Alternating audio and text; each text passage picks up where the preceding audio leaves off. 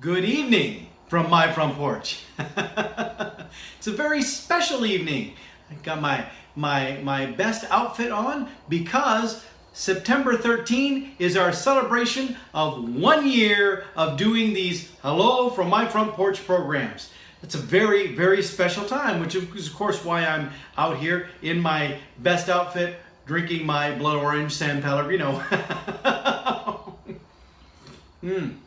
But as I drink my blood orange San Pellegrino and I think about how we've been doing these programs for a year now, I'm struck by the notion that the realization, many of you I'm sure are sharing with me now as well, as I've pointed this out to you, that orange you glad that I started doing these shows. Oh, well, I laugh at my own jokes because, well, sometimes nobody else is gonna. But I really did think about how are we going to celebrate this milestone. This is a big deal to be doing these programs for an entire year. So I thought, what do other shows do when they hit their milestone? When they hit a milestone like this, well, they get retrospective and they look back over how they got there. And so I thought, makes sense for us to take advantage of the 1 year anniversary for us to celebrate in style, for us to celebrate and say, well, here is how this program started. And so if we're going to do that, who better to do that than for us to do a special interview with the real creator and mastermind of this entire program segment, the entire series, none other than Paul Smith himself. Yes, that sounds exciting. I think that sounds like a fantastic, great idea. But you see, the problem is Paul Smith's schedule has been pretty tight lately. He's not able to quite do as much as he's been able to in the past, because he actually finds himself increasingly wanting to cover lots of different ground at the same time. He's got his day job at Waldair, where he's talent development manager and taking care of the stuff that needs done with there. He's got his role with the Workforce Development Board that he has to be active with that and being involved with stuff there.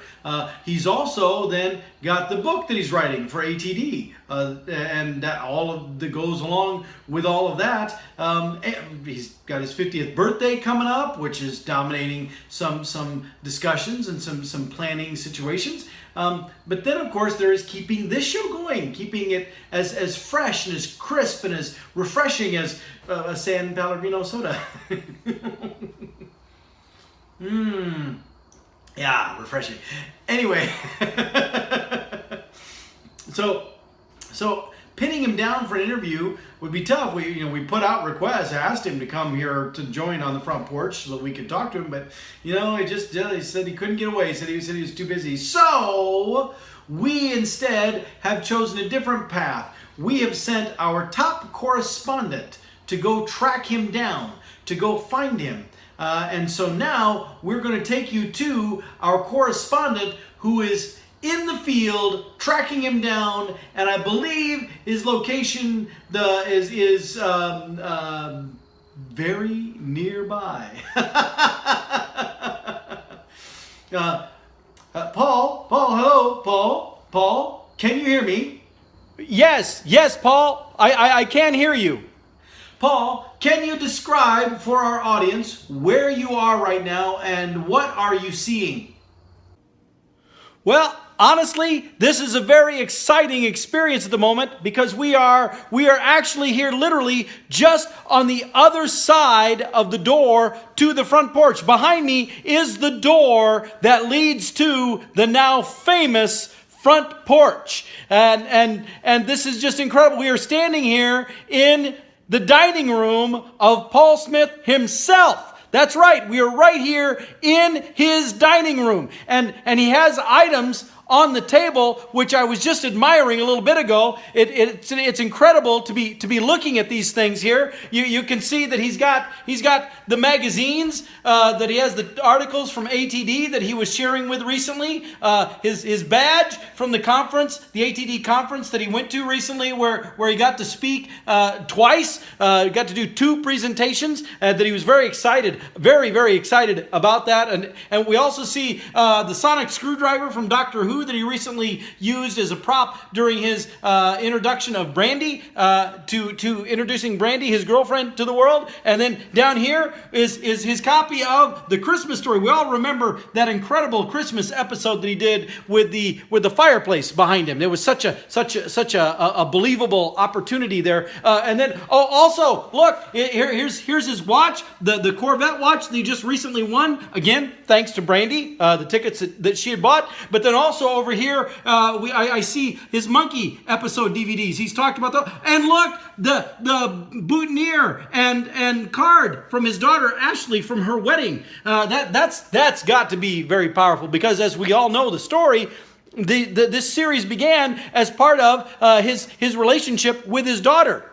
So that's an incredible opportunity right there. There's just so much activity.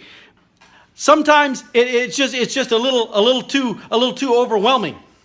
Also look in the background here is the famous statue of the 3 kids that Ashley had picked out when she was little, in which she said that the kids represented her and her brother Alex and the middle child Victoria, the forever baby who is no longer with us. Those are powerful pieces there. They really are. Am I seeing a cell phone?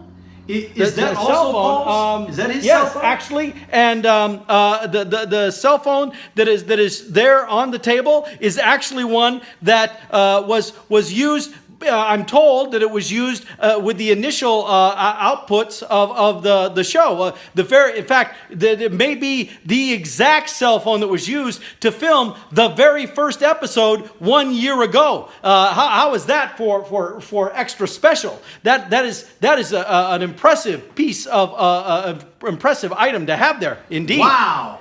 What a great opportunity you have to experience all of that. It certainly is. Not gonna lie, I'm a little bit jealous right now. Hey, and is that Paul San Pellegrino that I see in the background? This one back here?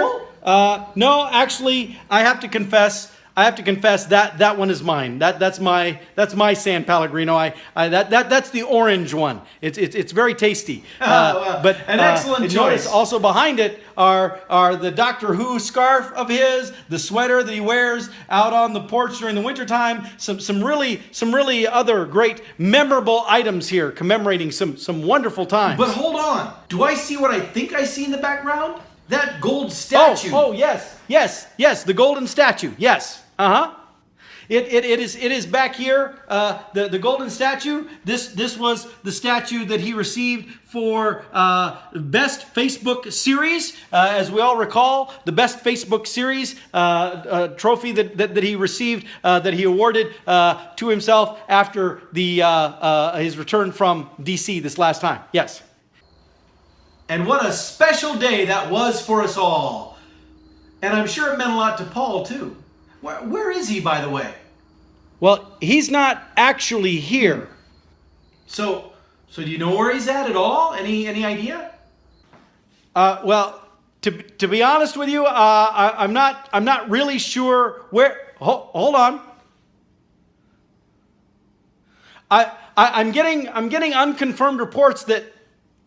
No, they are confirmed reports that he may actually be here in his basement office right now, which would be directly underneath where we're standing. Actually, it's directly underneath the front porch, which is very close to where I'm standing. But he may be right here in the house right now, downstairs. Well, get yourself down there, man. Yes. We are on our way right now. We're going through the kitchen and we're heading towards the basement right now. Going down. We're going to go right down the flight of stairs here, down to the basement, where we are told Paul Smith, the creator of Hello Hello from My Front Porch actually is. Here we go. We're gonna go downstairs now, where we hope to actually meet the man himself, the creator of the program here. And oh, there he is. I can see him. He's directly in front of me. Right now, he's in front of me where he seems to be sitting at his computer. And now it's time for us we're going to ask him some questions. We're going to see if he will answer some questions because he is right here. This is such an amazing moment. This is also very exciting. Hello from your basement office, Mr. Smith. Don't do that. That's my line. Don't be stealing my line. Who are you anyway? And what are you doing here? We're doing a special show about the 1-year anniversary of Hello from My Front Porch. We wanted to visit with you about how the show has come to be. Who is we? Well, there's me. I'm a field reporter. And me, I'm the host of this program. And may I say, Mr. Smith, it is an absolute pleasure to get this opportunity to visit with you face to face. Yeah, fine, whatever. Look, I'm kind of busy here at the moment. I've got a lot of prep with some of these videos to do, and my software doesn't always cooperate with me. So, could we do it another time? I just want to drink my lemon San Pellegrino and get back to my video work here. If that's all the same to you. While we would certainly enjoy talking to you at length at any time, we kind of need to do the interview now today. Well, especially considering that the 1-year anniversary is today.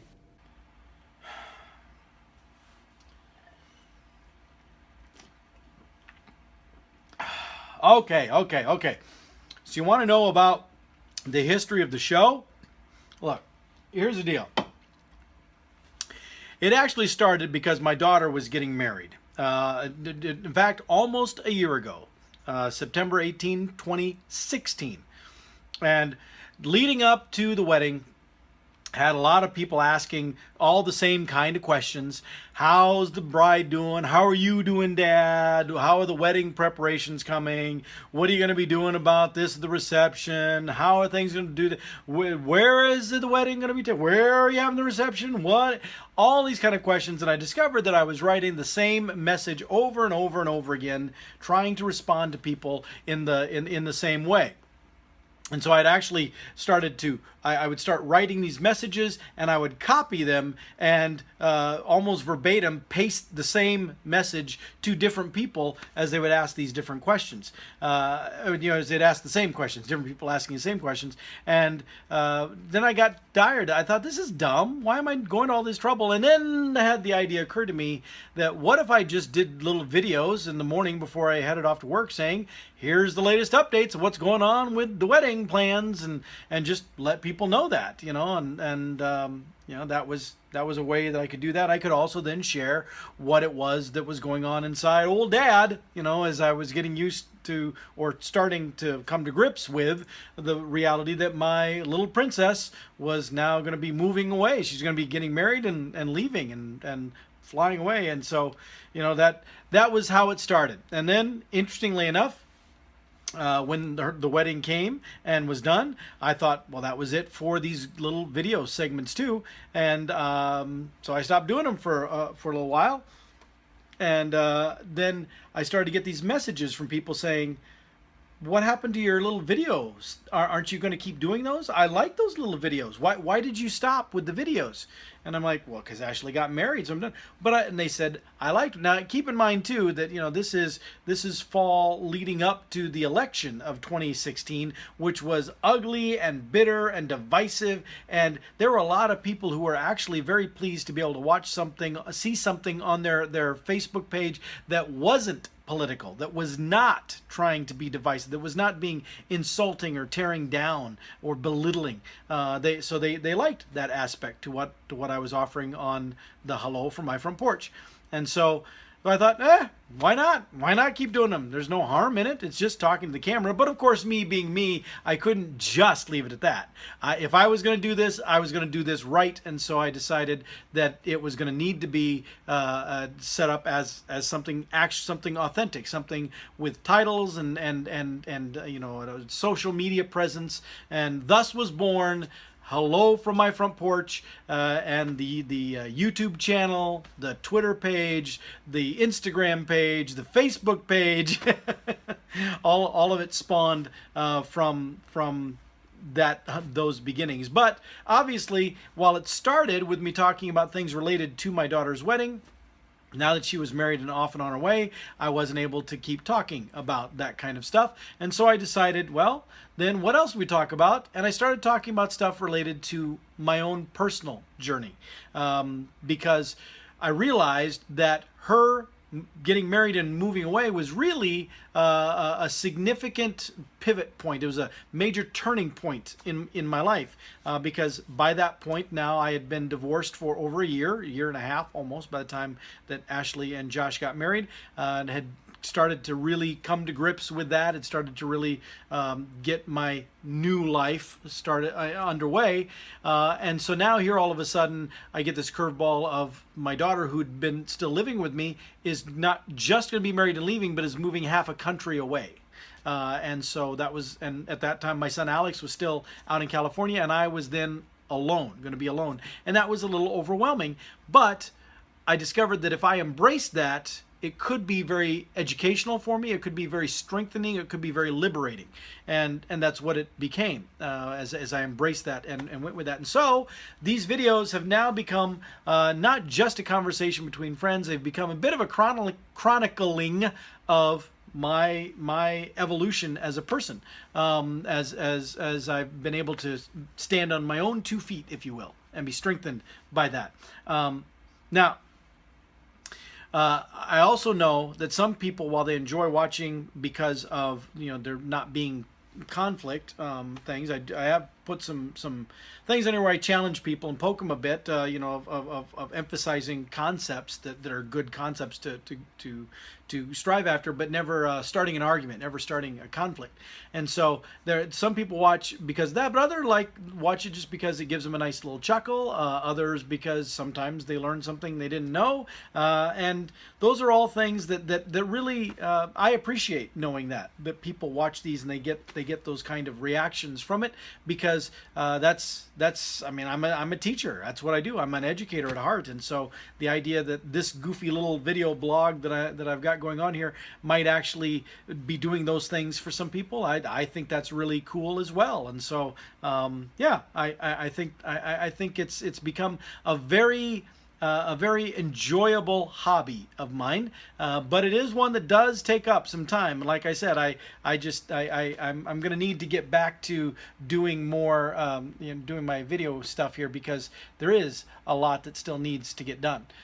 And I just want to say a very special thank you to you, Paul, for all your hard work in putting this show together. It's this kind of quality programming that we just don't see enough of, and not enough of it is made. And people don't really appreciate all the work and the effort that goes into this, but I appreciate it. I just want you to know that I'm very thankful to you for all the work that you put into this. Keep up the good work. Because really, this kind of commitment and professionalism and focus is so... Oh, hold on. I'm sorry. I ordered a pizza and it's arrived, so I got to go get my pizza. So I got to go to the door and meet him. I just won't take a moment. I'll be right back. Excuse me? I hope you're planning to share that. Hey! I want in on this too. Yes. I have enough for everybody.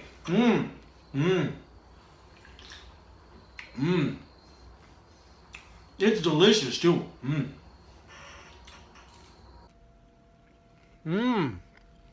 This is good. And it is especially good with my lemon San Pellegrino.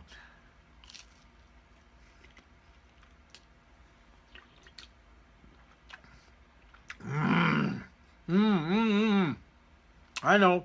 Some of you are cringing, saying, "Oh, that can't be good." Oh, yes, it is. You know what else is good? You people. Seriously, thank you for joining me on this journey over the last year. This has been a year of discovery, of enlightenment, of growth, of incredible opportunities, and some really wonderful new friends and incredible experiences that will that will be part of my memory forever. And it's all been documented and chronicled in these front porch videos. That's the really fun and interesting aspect about this. So thank you again for being my companion here on the front porch, or my front porch, which is right above me, technically. It really is very special. Thank you. And with that, I will see you next time. And for another year, right here on my front porch.